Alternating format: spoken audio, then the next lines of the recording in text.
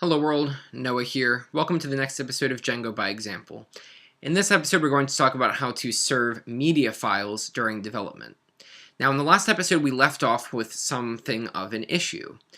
We added an image field to our model and we uploaded a nice image for the Java item, but when we go to actually look at the page, the image does not in fact show up. So here's exactly what the issue is. When we go to the admin page, which I'll pull up for just a moment, and we look at a particular item like this, when we go to upload a file, these files that we upload are called media files. They're not static files because they're not sort of provided by the person writing the website necessarily. These are files that are uploaded. They could be uploaded through the Django admin page, or they could be uploaded by other users. But the point is these are files that are uploaded after the website is already running, and they need to be stored properly. Because what's happening is when I go to upload this file java.png, it just stuck the file in the root of the project right here. And that's all well and good, but it's not actually accessible to our website. It's not inside of a static directory or any other directory where it could be accessed. So when we try to reference the URL of the item, it doesn't in fact work. So we're going to look at how to control where those files get uploaded so that they get uploaded to the right place, and then how to make that right place actually make those files available. So as we said, these are called media files. So we're going to want to create a new folder at the root of our project called media. This is the location where all of the files that people upload will be stored. So we can actually delete this java.png file here because it's really not of any use to us. And back in the database, we can just check that clear box and hit save. So it will get rid of the reference to that image that we just deleted, because we do, of course, need to make it upload to the correct place. So how exactly do we do that? We need to open up settings.py and scroll down to the bottom about static files, because we need to add some information about media files to that location. So to do this, we need two new variables. We need media URL, and we need media root.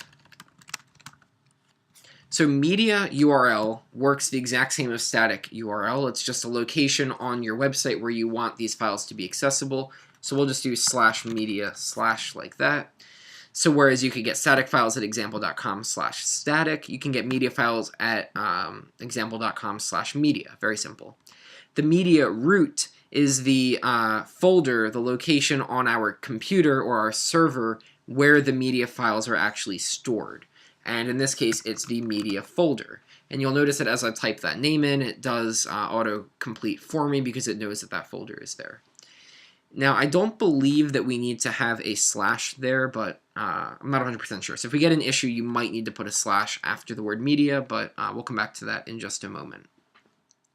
Now, unlike static files, which would automatically serve for us, we need to serve the media files somewhat manually. And I say somewhat because Django still provides a very easy way to do it, but it's not quite automatic.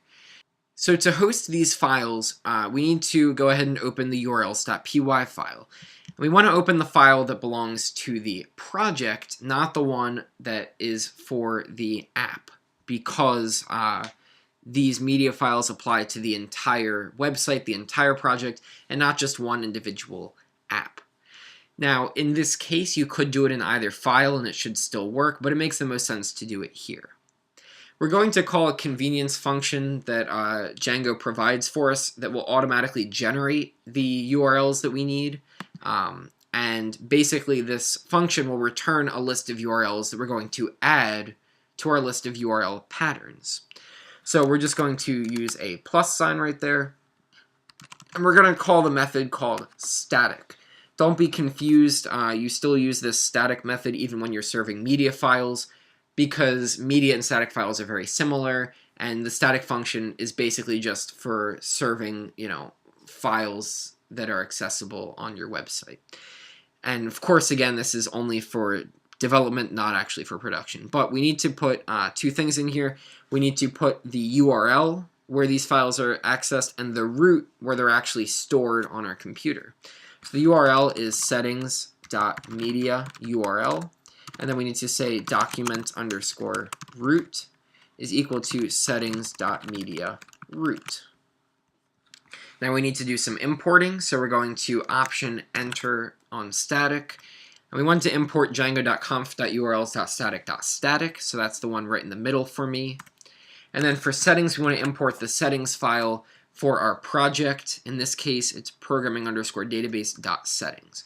So basically, this will serve all of the files that exist inside of settings.media root inside of settings.media URL. So that should be good. And when we restart the server, the media directory should now be available to us. Okay, so now that that is done, we can go ahead and try this again. Okay, well, I saved it out another by accident, but the point is it did in fact save, and it does in fact say java.png. And if we look, a new file just popped into our media folder, and there's java.png. So it's no longer at the root of our project where it's inaccessible. It's now within the media folder where it is accessible.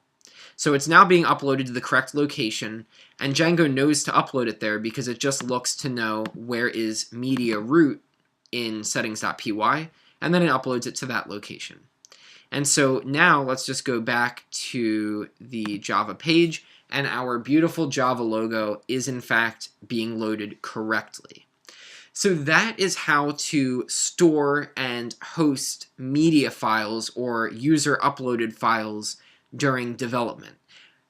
Same with the static files. This does not apply during production, so when we actually deploy this to a real server, we'll talk about how to properly host these files. But for now, you're all set up for testing. You can successfully upload any kinds of files, and they'll be stored in a place where they can actually be accessed by Django. So as always, subscribe if you want to see more. Click the like button if you enjoyed this video, and I'll see you all soon with some more Django. Bye for now.